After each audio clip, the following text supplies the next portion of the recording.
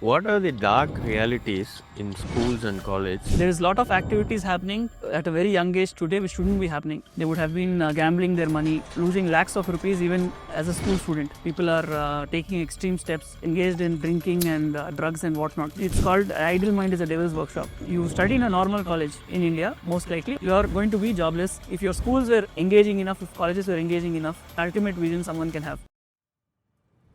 Entrepreneurship is actually a very difficult path. So to see that, with Shark Tank, getting popular, the youth start glorifying. At least now people know these are the avenues available for entrepreneurs. Again, you said it's like overrated. It's not overrated, but a lot of interviews that we take with students, we ask them, why do you want to become an entrepreneur? They say, I want to escape the matrix. They want to be their own boss and all that. Don't get into the 9 to 5 hustle and all that. We say, okay, as an entrepreneur, you'll still be in 9 to 5, just that it's 9 a.m. to 5 a.m. in the morning. Are you guys going to fund all the students with whatever ideas they come up with? All of our students have to build a business and all of them get funding, no questions asked. So even if their idea is not good, we give them funding. So our funding is per student. The insight is simple, right? So if you, as a student, go and ask your parents, say, I want 1 lakh to build a business, they won't give you. They'll tell you, shut up and do your study. But if you say, I need 1 lakh to go to college, they'll be happy to pay that. So what we do is, So, are you guys a threat to traditional educational system?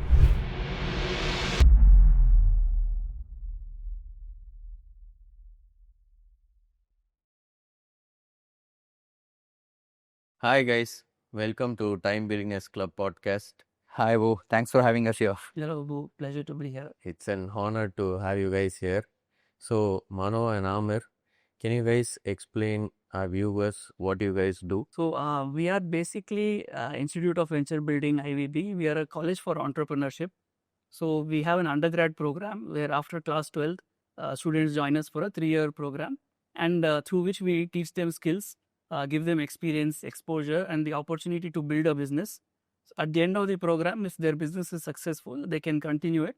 If not, it's a safe period for them to have failed in their business and they can get good opportunities by virtue of the skills and experience and network which they have. Plus the branding that they're a high potential talent. So that's what IVB is in a nutshell. Okay. So, Amer, let's start with your journey. Sure. Can you explain about you? My journey, I think, if you see from my childhood, I never had much of an academic inclination. My parents, thankfully, didn't put any pressure on me. They did not know what is IIT or NIT. So I was mostly engaged in sports and video games, which I think was good. It taught me many things. It taught me about winning, gave me a lot of confidence that, okay, I can do well. From there, it was my starting point for my education journey was when my friends were preparing for JEE. So one of them told me that there's something called IIT and NIT. So I told my parents, they said no need for all this. Then after that, I convinced them and joined JEE coaching and joined NIT Trichy after that. Within that, I had options for all sort of courses from computer science, which was the flavor of the time, and all other options. I wanted to choose civil engineering, and that was my passion at that time.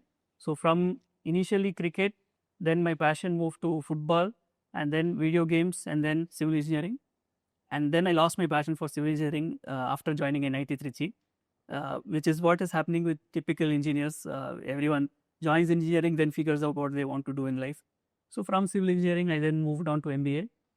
Even there, I did not know what was IIM. So my friend who was preparing for IIM told me there is something called IIM, but I did not register for it.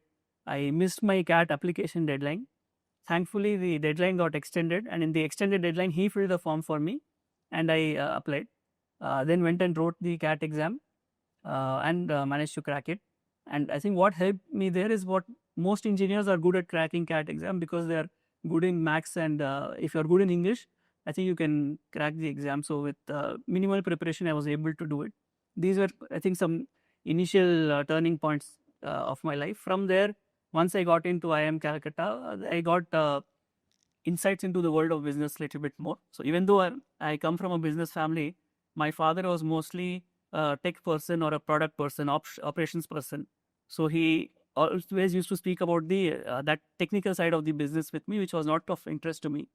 Once I learned about business side of things, I also managed to identify, okay, if operations is good as in our family business, then I need to add value in sales and marketing and try to strengthen those functions. So I started actively working in my family business. And during my internship, especially, I think that was another key part of my life where I got to work in a venture capital firm where they gave me a lot of exposure. They never treated me as an intern. So I got to, they gave me a lot of responsibility. So that was a good learning experience. And they took me to Dubai, meet a lot of investors and startups and all of it. This is after IIM. During my IIM course, Okay. everyone has to do a 2-month summer internship. So that was my first professional experience because I joined IIM right after my undergrad. I was a fresher. So that was my first professional experience. And from there, that mentoring which they gave me continues till today. And I think in some way led to the start of IVB. So after my MBA, I very badly wanted to work with the same firm. But since they were based in Bangalore and I had to be in Chennai for my family, I could not. So I then worked with another firm and then joined my family business for some time. But the thought was there and then started IVB. So, yes, Mano, Yeah. tell me about yourself. Very typical interview question. So, in school, I think I was that student which a teacher loved and hated equally. Because I used to be very naughty, but at the same time, I was also the topper. So, they couldn't say a lot of things, right? So, but most of the time I spent out of class. I was more into extracurriculars and sports. My father is an artist, so maybe it was in my genes that I was always into drawing, craft, and all that. And of course, sports is something I deeply love. I used to play all racket sports that was available. Pickleball was not there at that time, but whatever was there at that time, I used to play everything. Right? I ended up being the school topper, and then I got into one of the best colleges in Chennai for engineering. But I got good scores so people told, okay, you have to do engineering, right? So I thought, okay, engineering, it will be like the science fiction movies that we watch, right? So time travel missions will be built and I can build my own Jarvis and all that. But once I entered, then I realized, it's not the same thing. We had to write records, observations and all that. So my engineering dream was cut short or probably I can say shorted in electrical terms. Right, and then I didn't have any friend that enrolled for me like Amer. So then CAT happened. Like Amer, I also went into IIM straight after my undergraduation. You guys met. Yeah, that's where we met. Right? So I was 112 roll number and he was 114. Oh. Right. So we were in the same section, same class, and from Chennai also. We used to travel together.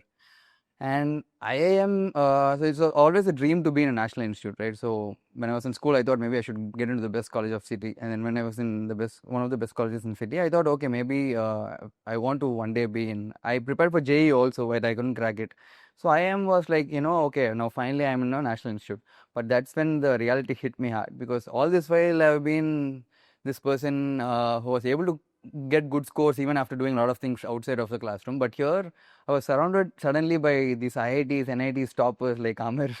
I couldn't, immediately cope up with that pressure, right? So that imposter syndrome hit me. Oh, maybe I don't fit in here, right? So even after preparing, heavily, I couldn't score even above average marks in exams. Then I thought, okay, it's time to leave. I wanted to come to a national institute. I stayed here for a week. Let's go back home. And then I spoke to my mentor and he told me, just give it some time, you'll be okay. And then, I had to call my old friend, which I would say it's, the creativity that drove me from school, which was maybe not, it didn't come across during my UG, but I thought, this is the time that I have to call that friend back. Right? So then there was these case competitions that happened. Companies come in, they float their problems, they ask the students to come up with solutions and they pay you good money also. And, this is very common in B schools. So first company that came in was Bajaj Auto. So I put in, extreme efforts into that and somehow, ended up winning it. So suddenly, they paid me well also and I got internship and this sudden fame and recognition that started coming in college, right? So that gave me a high and I got some confidence that, okay, I can also belong here and I can also win, stand out from this crowd. So I thought that is my path, and more and more competitions came in, and I started participating, won a lot of it. And at one point in time, it might sound narcissistic, but I had this Google sheet where I listed down the competitions that are coming in next, and people can fill who want to be my teammate. Okay. So that fame and recognition gave me that the path for the next 2 years, and so all that culminated to to getting a medal in the convocation from Mr. Narayanamurthy. Oh, So probably that is my RCB of 2024 journey. great. You've been always very competitive with it. That's what I can see from your journey. Maybe, but I think I need that spark to get that competitive spirit out. Maybe push to an extreme or to the bottom where you don't have any other choice, but you have to find your own path. Okay. So when did content creation happen? Right. So again, I got my first job also from case competitions only. So J&J happened, all comfortable, good package and all that. But once you have the success and comfort, that's when you start thinking about responsibility, right? So what is my responsibility now? I want to do something bigger. And then COVID happened. I had more time in my hand, so I thought, let's do venture into content, right? So I always wanted to be a stand-up comedian. Okay. So I spoke to a lot of people, and in that circuit, and they told it's very difficult to fill in seats in a stand-up comedy show because tickets are priced at 120. Movie tickets are 120 in Chennai. It used to be 120. So how can you compete as a comedian to that, right? So they told me, you start a page, you get followers, and then you make a show, then people will come. So that's when I started this page. It was actually started as a comic meme page, right? So I love puns. So I called it Poda Panni and started making puns out of it and started posting puns. Okay, it did fairly well. I had some 2,000 followers. I was happy. And suddenly again, I was not very, I couldn't add a lot of value to people. So then I started talking about cricket, right? So I always loved cricket, huge fan. So I started doing reviews of cricket and all that. At that time, again, Tamil cricket pages were not much, right? Now we have a lot of cricketers who are talking about that, right? So at the time, nobody was there. I was talking about that. Again, it went decently well. I had around 5,000 followers by, maybe 6 months or something. And again, the same question, so I was also interested in finance. I used to, always think about why don't they teach finance in schools and colleges, right? So I thought maybe, okay, let's take it on myself and share whatever I know. And I thought, okay, let's start doing finance. And I was talking to somebody on Instagram, and then he told me there's a new feature that's coming on Instagram that is called Reels. So Instagram those days, it just used to be photos and IGTV videos. It used to be like a video format, right? And he told there's something which is being trialed out. It's called Reels, and it's like going crazy viral. So why don't you try? He told, I'm doing these videos, and he was also popular. I mean, started off on YouTube. He told, I'll do Reels in English. I told, okay, maybe I'll try in Tamil. So the first video that I posted in Tamil about finance, it went viral. So I got 130K odd views in the first video, and suddenly I went from some 5K followers to 20K followers overnight. So that's when my finance journey started, and that person who I had spoken to before starting was Finance with Sharon. Oh, okay. And again, that happened. So I was very particular about having, I was not doing this for money, right? So I had a comfortable job which was paying me well. So this was not more than, brand deals and all that. I wanted this as to be my, like a passion project. So how do you do it in your free time, is it? Yeah, that time I was juggling between my corporate job and this. So mostly I used to note down ideas, and I was not like a regular poster everyday videos. I've never done that because I was very particular that each video that I make, while adding value, it also has to entertain people, and it has to entertain me also while writing the script. Right, so I keep each video different in terms of concepts and all So that. you do not believe in this thing called consistency when it comes to content creation? No, I think it really works. I've seen people who have posted every day, they have made like great progress, but I was not chasing those numbers or those followersness because this is more of, I was already doing a corporate job, and this has to be like my passion thing. I have to be happy doing this. So whenever I get an idea, I note it down, I script it, and I enjoy the writing of process, basically playing with words or weaving it into a story in the 60 seconds. So as long as I was enjoying that process, I was doing it fairly consistently. Maybe 1 or 2 videos a week was consistent for me.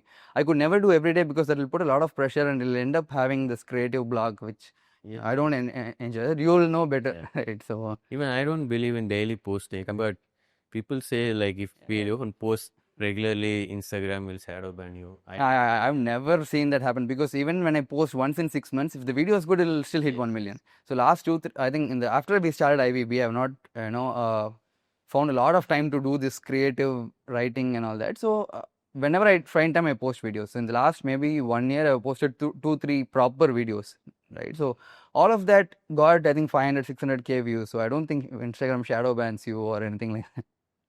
Okay. So content creation, you started content creation, then now why IVB? I think the same answer is, once you get comfortable and successful, the next thing that you start searching is, what is my responsibility? While doing this content creation, I got a chance to talk to a lot of people suddenly. So my circle used to be 50 people, 100 people. Suddenly, lakhs of people you get access to, you talk to them. When I talk about finance, majority of the people, about finance content, right? You say, this is how you have to invest and all that. And people say, I know how to invest, but I should earn money for me to, save separately and invest, right? So then I thought, okay, why are people, not able to make that money? So the problem is much bigger now. It's not just having money and not knowing how to invest, but it's more about how to increase my income so that I can also save up my money to invest. Then, we thought of, obviously, I was telling you, we kept traveling after graduation also. We were always in touch. I think we used to bounce off ideas. In fact, Amer came up to me in 2021. IVB was, part of the process, but it was in a different form. So we always thought, we should do something with this education system, because the problem is well known. Everybody knows the problem, but solution, how do we come up with it, was the challenge, right? So then we figured out, okay, the bigger problem is the education system that we have to, solve for.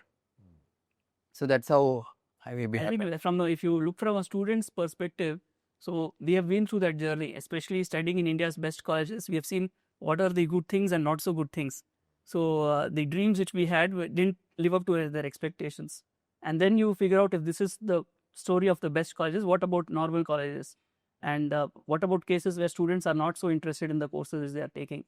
So we have sat through those classes. I lost, engineering was one passion we lost, but even the MBA program which we both did, I don't think was so useful for us in helping us in our job or in our businesses.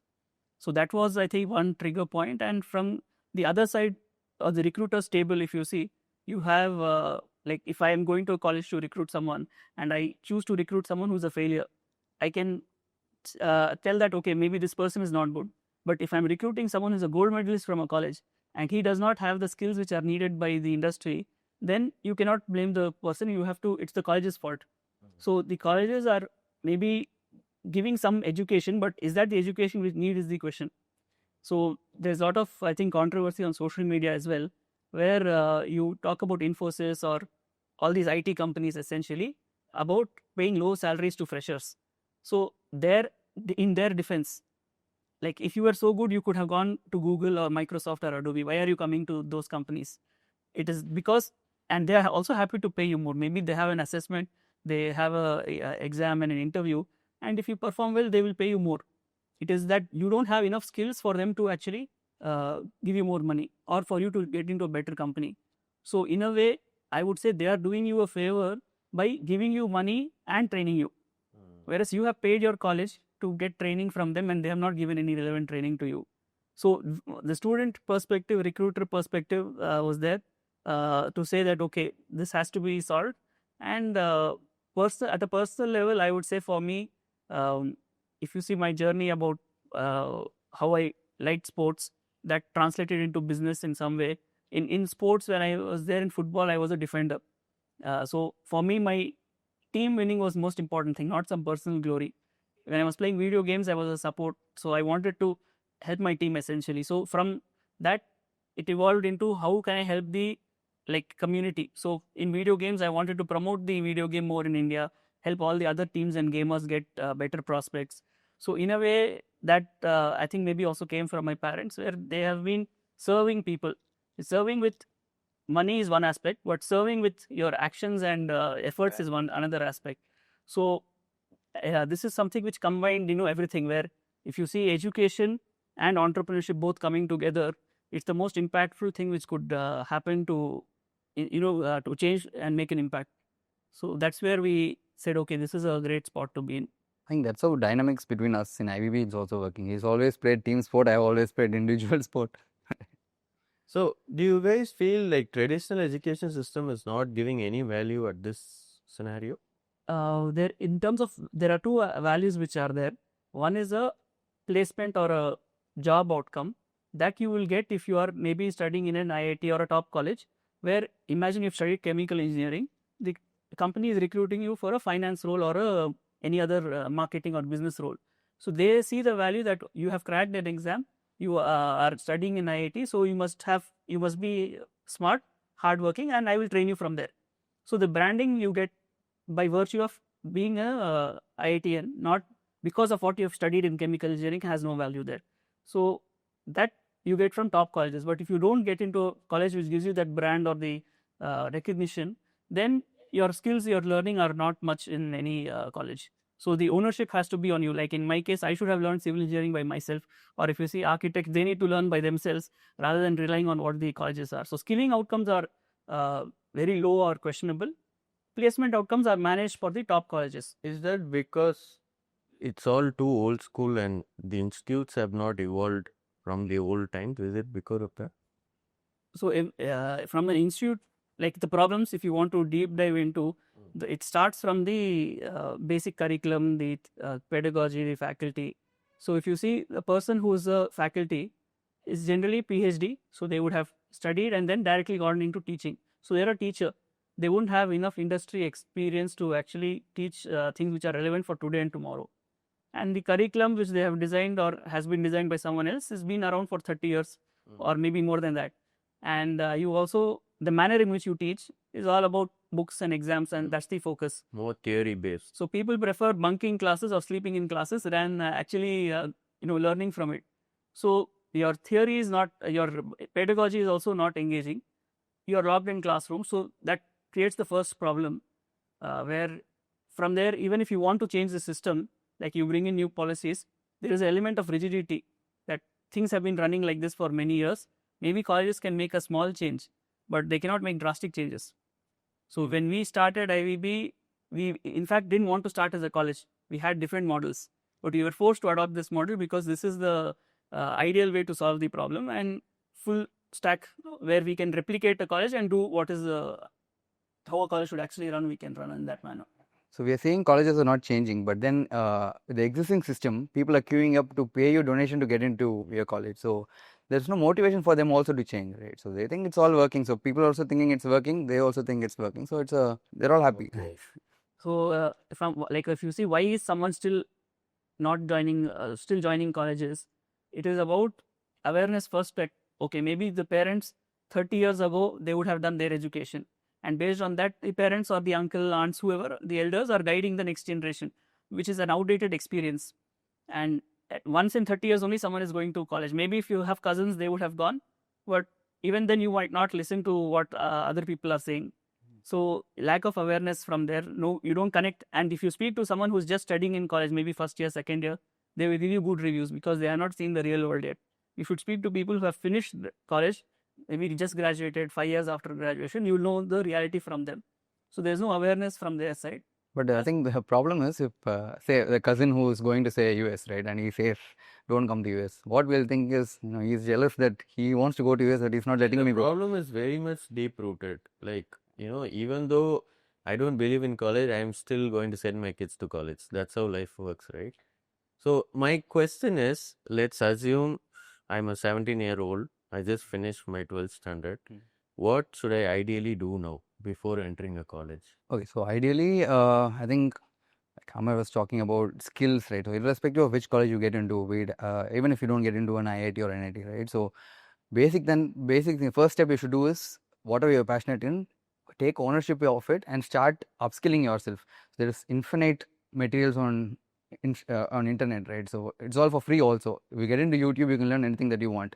Yes, it's not structured. You have to put in more effort. The first part is, upskilling, whatever you're passionate in. Second is, once you have the skills for it, you have to have a demonstration of that skill to the outer world, right? Then how will people know that you know that skill? So maybe do internships, and you have Internshella, you have LinkedIn, you can reach out to anybody these days, right? So do internships or do freelance work. Even after school, you're suggesting. Yeah, it's part of, so after school, like while you're pursuing your college also, right? Or you're talking just about this 2 months between college and school? Yeah, between college and school. See, again, I'll rephrase my question. I don't know what I want in life. Okay. Again, like Amer said, I can pursue civil engineering today and later realize it's not for me. But when I'm a 17-year-old kid, especially me, I very well know I'm going to end up in entrepreneurship. But I didn't know what is the path to it. Now that you guys are building like IVB, what should a kid who wants to pursue entrepreneurship seriously do? And like, is there a step-by-step guidance? So if you are, it depends on what career path you want. Let's say someone wants to become a doctor, then you have to pursue a medical degree, because that's a technical field where the degree adds that it's a mandatory requirement. Someone wants to practice as a lawyer or architect, they have to pursue that degree. So those are technical courses. Engineering, you have to pursue engineering. Then if you want to work on business or entrepreneurship, there's no degree specifically for it. There's no label which you need to say do marketing or anything else. You need basically skills more than a label.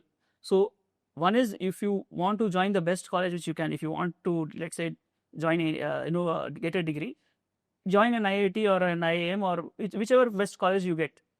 But you should realize the fact that you're not going to learn what you need there. So you have to learn by yourself. So for namesake, many people who join engineering, they are doing things which are not related to engineering. So do what you want in that journey. You take ownership of your learning, learn your skills, build your path.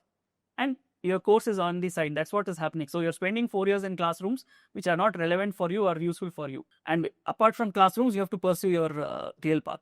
Okay, like apart from traditional education, you guys are saying we should always keep exploring our passion. Once we know this is what we want, we can pursue that, full-fledged. There can be times where your education is also aligned to your passion. A lot of people, maybe they like engineering course that they are doing. So parallelly also, over and above your regular course curriculum, you have to do your own work to be the best in that field that you're pursuing. I think how we have also, like, if we want to pick up a 17-year-old and make them build a business, if that is our goal, how do we make them do that? How do we get them ready? So if I want someone to build a business, they should have some insights. They should know the problems which exist in the world, and they should have some passion for it. So someone who's never seen the world, let's say you've just been in schools and classrooms, you're not going to have, you might have ideas, but they'll be half-baked ideas. So we need to make them see the real world. That happens through internships. So when you go to an office and work for a few months and maybe multiple different internships, then you will know how companies are run, what customers want, what vendors want, what are the gaps in the market. Plus, at the same time, you will know this is my passion. Let's say today you feel I want to work in cosmetic industry or something. And then you work there and realize this is not my cup of tea. So explore different industries, explore different roles. Then you will know, okay, so we want someone to build a business, they need experience. And experience doesn't have to come after graduation. You get experience during your graduation. Now, to get internships, what do you need? If I go to a company and say, I have come here to learn, why should a company take me? You should also add some value to the company. So you need to have some skills in the first place to say, I know something and I will add value to you. I will be productive for you. I will be an asset. At the same time, I will also get an opportunity to learn. So to build a business, you need experience. To get experience, you need some skills and also demonstrate those skills like Mano mentioned. So that is how we have also designed our program, and that's the flow of our program, where the first year we have classrooms, we give them skills which are relevant for today and tomorrow. And even within skills, what are the skills now which you need? So to build a business, you need to know either how to build something or how to sell something. So that is maybe you know one of the skill, your friend knows another skill. And then you need to have, so our first year we teach business skills, technology skills, people skills in a hands-on manner. And after that, there are no more classes. We take people in the second year to internships. So each student has to do 4 internships. in different industries, different locations, different roles, wherein they get to see the real world. After that, in the third year, they come back to us and they have to build a business. By that, they would have identified what's their passion, and whatever support they require to build the business, we provide them. What kind of support? So one is you need co-founders. So your batchmates become your co-founders. Okay. Then you need mentorship. So that is there. Mainly, you also need funding. So part of fees we give them as funding without any questions asked. Even if we don't like someone's idea, we have to give them funding. So with that, you can dedicate 1 full year to building a business. Again, there are no classes, and you can try to make it your permanent thing. If it's successful, you can continue it after graduation. So, Amer, you said you will fund the students, your students, at third year, is it?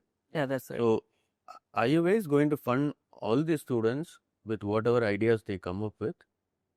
So all of our students have to build a business, and all of them get funding, no questions asked. So even if their idea is not good, we give them funding. So our funding is 1 lakh per student. So if a team of 4 people get together, they'll get 4 lakhs regardless. So the insight is simple, right? So if you, as a student, go and ask your parents, say, I want 1 lakh to build a business, they won't give you. They'll tell you, shut up and do your study. But if you say, I need 1 lakh to go to college, they'll be happy to pay that. So what we do is we collect the fee from parents. And from the fee, part of it goes as funding to the students in third year. And what happens if the business doesn't do well? I think we are not here. So if their business does not do well, they would have anyway failed in a safe period. So in a normal college, they would have sat in classrooms for 3-4 years. Here, at least they have built a business in the same period.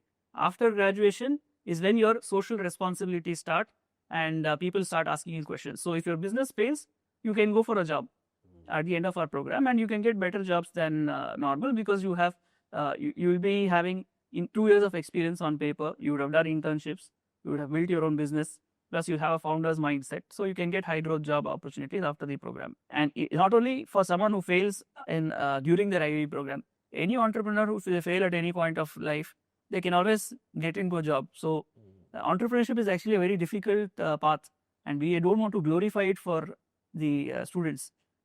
It is just that we have made it a lower risk path because you're doing it in within your graduation. Okay. So to see that, with Shark Tank, getting popular, these the next generation, the youth, they have started glorifying. Bad side to it. At least now people know these are the avenues available for entrepreneurs. Again, you said it's like overrated. It's not overrated, but people start glorifying it. A lot of interviews that we take with students, we ask them, why do you want to become an entrepreneur? They say, I want to escape the matrix, or don't get into the 9 to 5, hustle and all that. Then we say, okay, as an entrepreneur, you'll still be in 9 to 5, just that it's 9 a.m. to 5 a.m. in the morning. Or they want to be their own boss and all that. So we tell them openly that, see, it's not going to be such cool or sexy path, right? So you teach them these things. In the interview or in our admission process itself, we tell them that it's not a guarantee that everybody who enrolls to a course with IVB, we don't have a magic wand to suddenly make them an entrepreneur. What we can do is we can equip them with what are the required skills or experiences, and the other support system like Amer mentioned, co-founders, mentors, all of that. So we have that ecosystem for you to thrive and become an entrepreneur. And also, if you fail, let's say in your third year business, and you can work for that, you can work somewhere after for 3-4 years or 5 years, and then start your second business in future. Yeah. Failed entrepreneurs have more value. Right? Yeah. So my next question is, how your typical student persona is like? Like, are they from tier 1 cities or tier 2 cities? What is the typical background like? Yeah, like all sort of students with us. Majorly from South India? Or? We have one third of our students are from Tamil Nadu. Okay. 50% are from South India overall, including Tamil Nadu, and the rest are from North India, West and East India. So all over India we have students. People who are many of them, maybe majority of them, are from business families.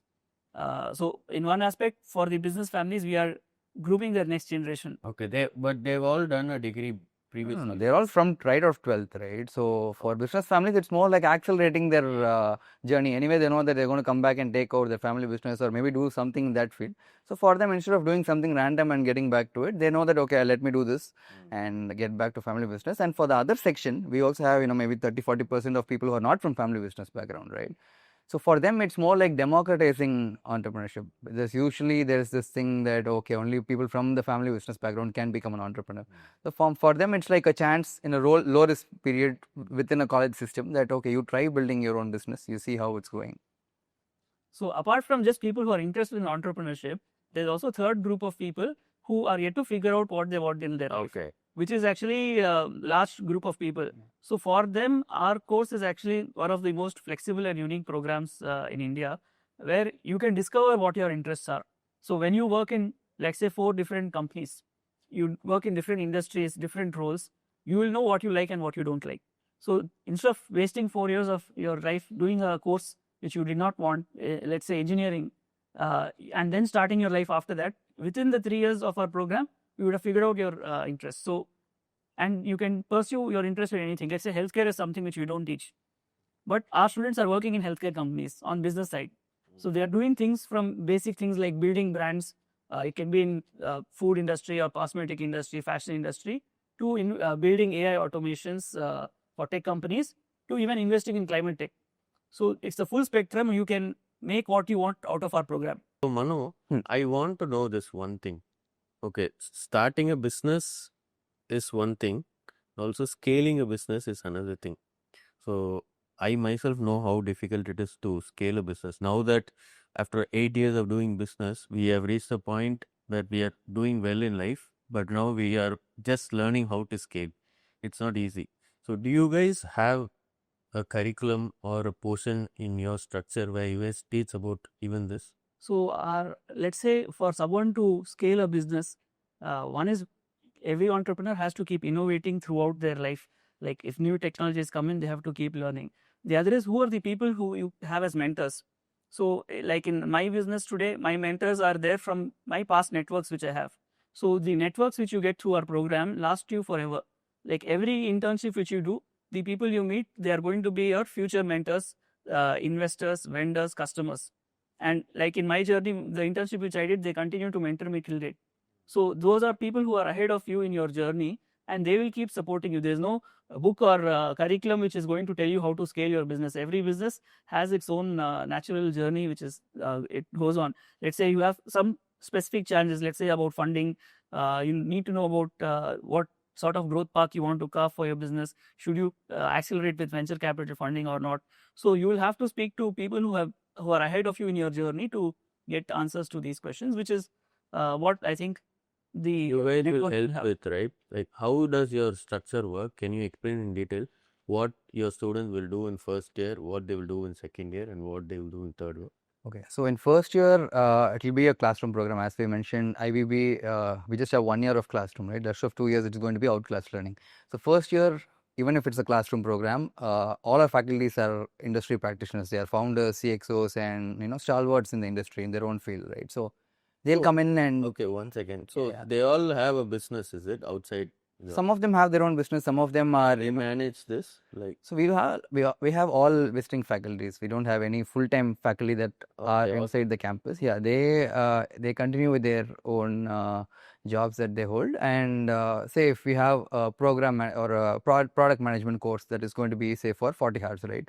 So that entire week, the person, we have the product manager of Google Pay who's going to come in and teach.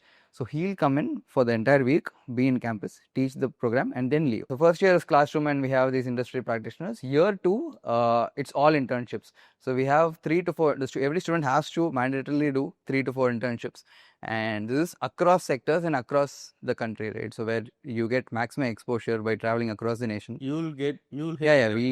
Correct. We have a placement process that happens every 3 months. And overall, the placement process doesn't just start in year 2, right? So it starts in mid of year 1, where we help them build their own CV, and we have to make the the portfolio that each student has. It majority of them even come from the first year things that they do. Because a lot of activities and hands-on programs that are going on in year 1, that also fills up a lot of their portfolio, like building a website or running Google ads and all that. So year 2 is all about internships. You explore what you want or what you don't want. You figure out. A lot of people come in with some fixed mindset, like I want to go into gaming industry. But after doing an internship in gaming, maybe they'll think, okay, as a player, I was happy with this, but when I'm on the other side, this is not something which is fascinating. So next internship, they'll say, okay, let me do something in, say, a fashion industry, right? So this period is where you get to experiment max and get maximum exposure also. And like Amer mentioned, a lot of people that you meet, they're going to be your mentors, investors, customers, and whatnot. And year 3, you come back to campus, and that's when you build your own business, right? So we give them seed funding. You have co-founders amongst your batch, and we allot mentors depending on which sector you're building in.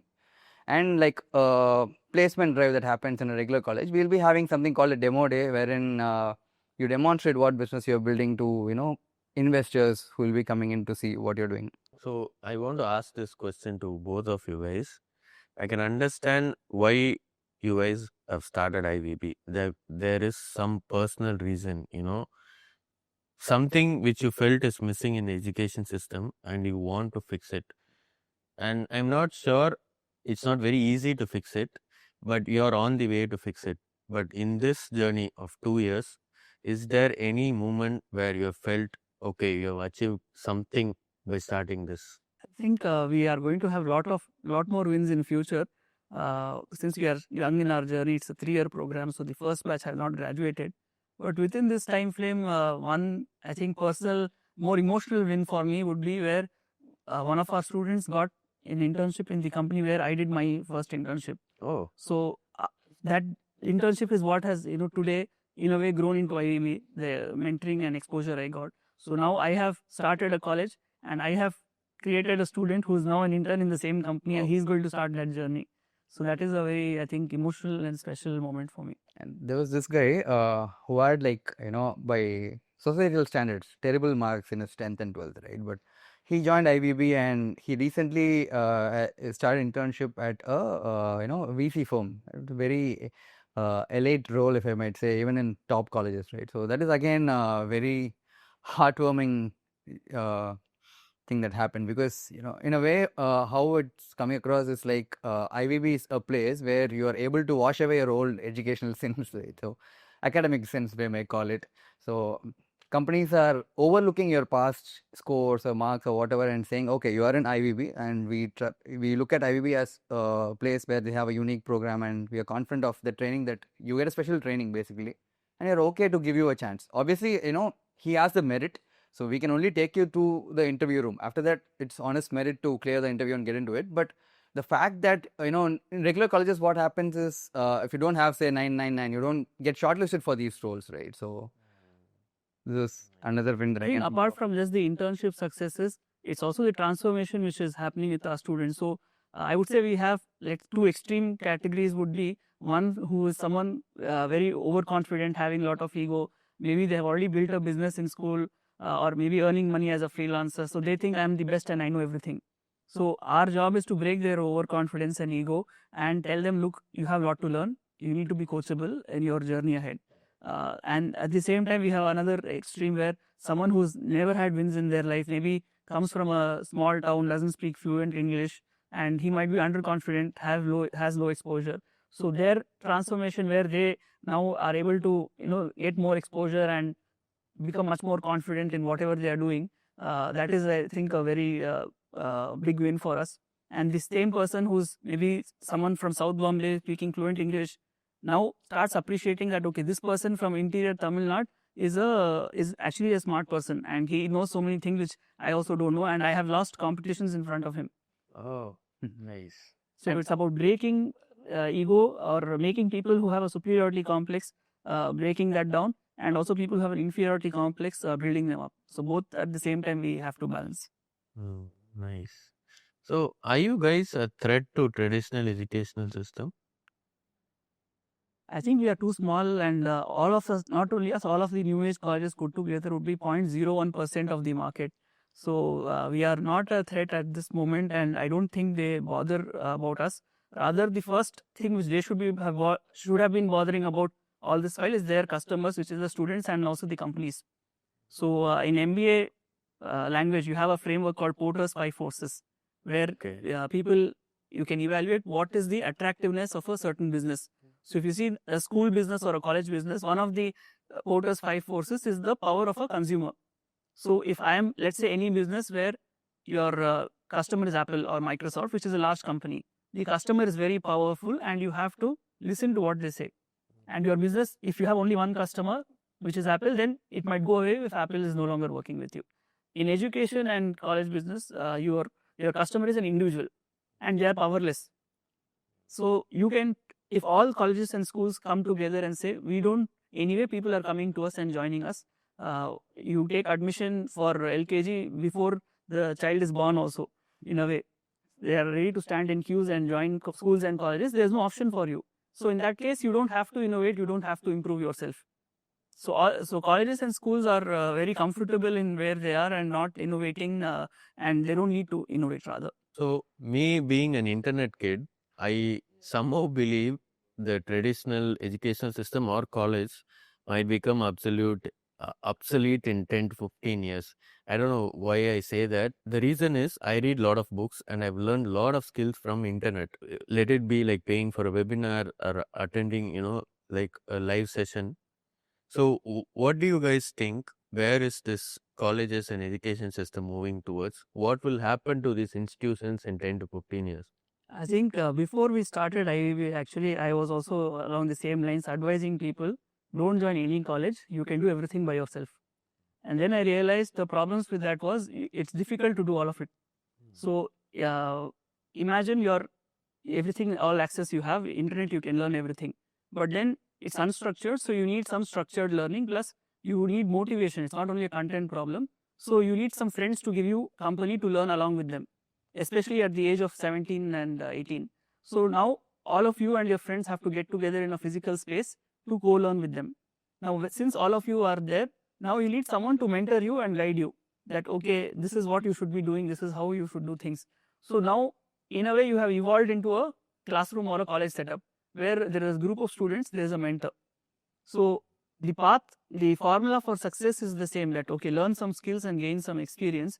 It's just that this is a fit for, maybe outliers can do it by themselves, but for the general population, they need a support ecosystem of structure, some rules, some order, and some mentorship, some ecosystem, friends, all of it to push them to learn all of these things, which is what a college provides. So I don't think colleges, the problem is the model, it's the quality of the colleges. And the model of maybe keeping them in classroom for too long is also a problem. So it's a model which needs to evolve, but I don't think it will go away. Okay, but do you think it will evolve? It has to, right? As time goes. I think it is very difficult to evolve because it's a legacy system. So things which have been running for 40, 50 years, maybe small innovations will happen. So the evolution has to come from new age players like us, where we are not starting without any baggage. We are starting from the scratch, so we can do things in the manner which we want to. So we need more such new colleges, which is why we have also started. Okay. So, Amer, tell me this. Me coming from a very humble background, for our family background, like education is very important. And somehow my parents are very obsessed with the degree I hold. And there have been multiple instances in my college career. I went and spoke to my parents that I want to drop out and start business. And it was never encouraged. You know how it works in Indian families, right? So what is this obsession with Indian parents? And do you think because of that obsession, we are killing curiosity and innovation? I think this obsession is not only with degrees, it also starts, the killing of curiosity and innovation starts with schools. So right from your childhood, there's a very rigid curriculum which you're learning and you're not really having an original thought. You are not allowed to ask questions, is it like that? Yes, your teacher is an authority and you have to absorb from them. You can't challenge them. So there is a lot of rigidity in schools itself. From there, you also have very fixed pathways which are defined for people. Okay, there's one formula for success. This is the ideal path. They don't realize that there are multiple paths which you can take. Like if someone wants to become a cricket player, it doesn't mean he has to, only follow his passion there. He can do a business in cricket. He can be a referee. He can be an umpire, or he can also coach. He can commentate, and so many pathways are there. So the rigidity which is there in career paths once upon a time, maybe 30 years ago, today you have flexible career paths. Someone who is a IPS officer, he can very well do an MBA after that and work in, this is a real story, someone who's an IPS officer has done MBA, worked in finance, worked in startup investments, and then has his own startup in education today. So career paths are very flexible, which today people need to realize more and more that maybe what you need is to stand out in some manner. So the purpose of a degree is to say, look, I know something. If you are able to demonstrate that in some other way, let's say architects are able to do this very well by having a portfolio. So they show this is what I know. But there's other people who are not designers don't have a portfolio.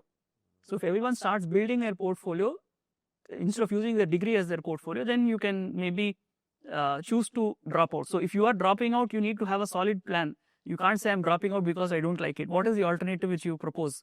Are you able to get opportunities for yourself? So you need to figure those things out as well. So what is it with abroad education, Amer? See, I see a lot of my friends who have gone to Canada and UK.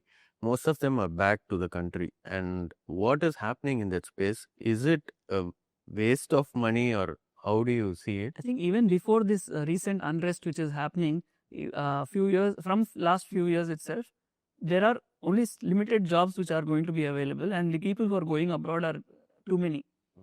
And unless you study in a top university, your prospects are going to be slim. So you end up working in supermarkets or in other odd jobs, which is not what you have gone there for. So this reality is something which people need to have accepted. And now you have more political tensions and whatnot. The formula even in India is the same. If you study in a normal college in India, you are going to be jobless most likely, or start in a very low paying job. So that is the reason people are going abroad. But the reality is even in abroad it's the same thing. If you study in a normal college abroad, you are going to be either jobless or in a low paying job. So your formula should be to change let's say you need to get into top colleges, that unlocks a lot of value, or you need to stand out in some other manner. And the decision to go abroad is also dependent on where you want to settle down in life. If you feel I want to settle down in life in abroad, then maybe you need to study abroad. But if you are happy to be in India, then there are ample and enough opportunities you can create in India and don't have to go abroad. But I think India, we start attaching going abroad to maybe as a status symbol or something. Maybe it's because of the colonial mindset. I'm not sure. We assume that these Western countries are superior to us by nature.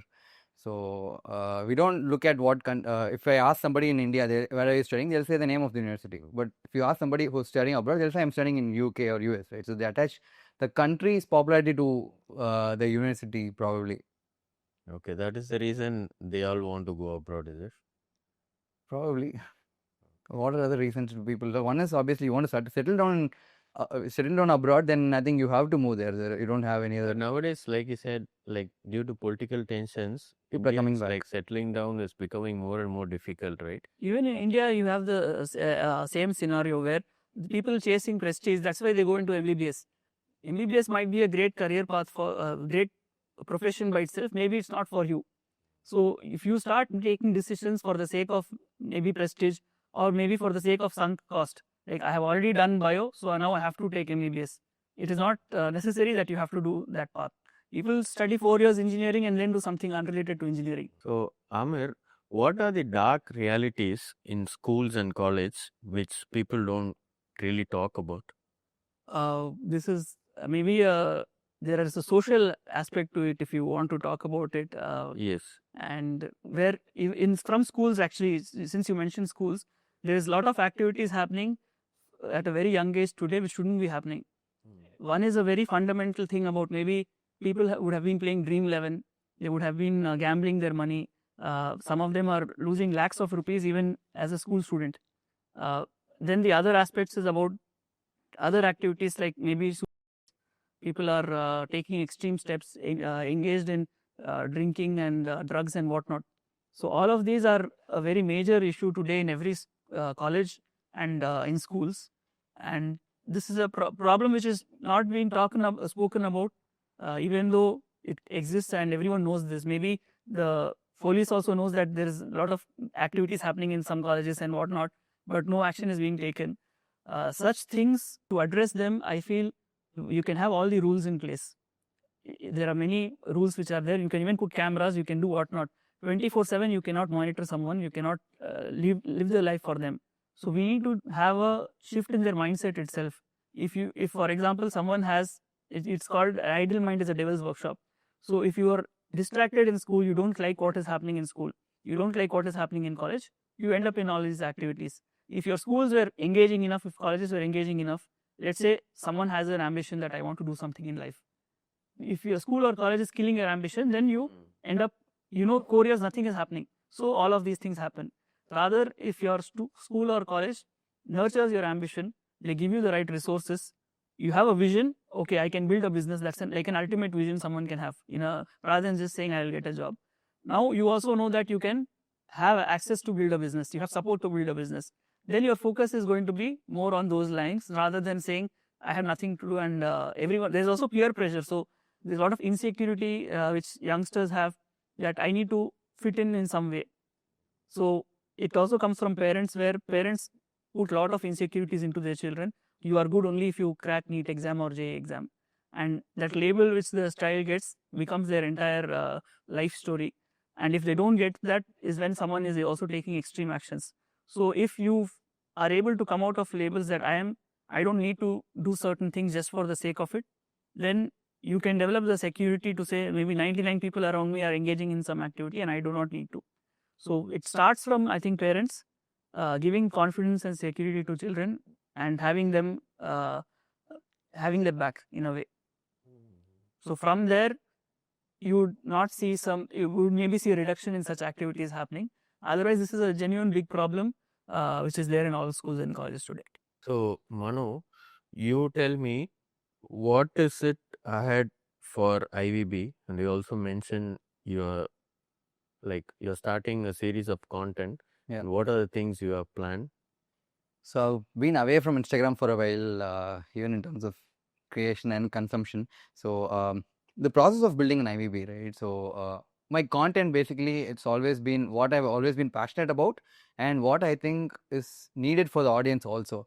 So be it puns or cricket or finance, I thought, all of them were basically from what I was reading or what I was building my own knowledge on, right? So right now, in the process of building IVB, what I've realized is that there's a huge gap in the market in terms of, awareness about what are the courses that somebody can take after 12th, or the career options, how to, as basic as how to build your own CV or portfolio, right? So, for example, you're aware of CUET? No, what is it? Okay, it's called Common University Entrance Test. So, same, just like JEE for IIT or NEET for medical, right? So CUET is for the arts colleges. Basically, you might be aware of SRCC, right? It's, maybe probably an equivalent of IITs for your BCom and whatnot. So it's as big as JEE actually in terms of takers. But whenever I ask somebody in South India, do you know CUET? Nobody says they know, right? So they don't even know about it. Leave about preparing for it or appearing for it. So so what I'm planning is maybe get into content that talks about education and unlock more career opportunities for our students, probably in Tamil and also in English. And for IVB as a whole, the major goal that we have is one day have IVB fund, right? Maybe you want to talk more about the fund aspect. See, we are a college for entrepreneurship is what we have started for. Right? We are called Institute of Venture Building. So our ultimate goal is to create more entrepreneurs for India, because we need job creators at large scale actually. So maybe not everyone will become a job creator right at the time of graduation, but in a normal college, maybe 0.5% students are pursuing entrepreneurship during graduation, at the time of graduation. Maybe IVB will have 25%. And maybe in future, 5 years after graduation, people would have worked somewhere and again wanted to start their business. So in the long run, we hope for majority of our alumni base to be entrepreneurs. So that is going to be a very rich ecosystem. Like you might say IIT have very many popular entrepreneurs in their alumni base. But from a percentage perspective, they have a 60-year legacy and not enough entrepreneurs have been created at IITs or IIMs or any college. So our percentage of entrepreneurs should be very high. And when you have such a rich ecosystem, they will collaborate with each other. They will co-build businesses. They will be each other's mentors and customers and vendors. And we have access to this. So how do we support them even more? So we would want to set up a fund exclusively for our own students, our own alumni. Okay. And that's how the whole thing ties together, where your relationship with us is not just for 3 years. Beyond your graduation, you don't have to come back to us as a student, but we are having the privilege of actually investing with you. Because when you have let's say, a good startup, investor has to chase a good startup rather than the other way around. So why would a good startup take funds from an unknown investor rather than a big brand investor? So we have access to our students, and it becomes a privilege for us that, okay, they are good entrepreneurs and we are able to invest with them.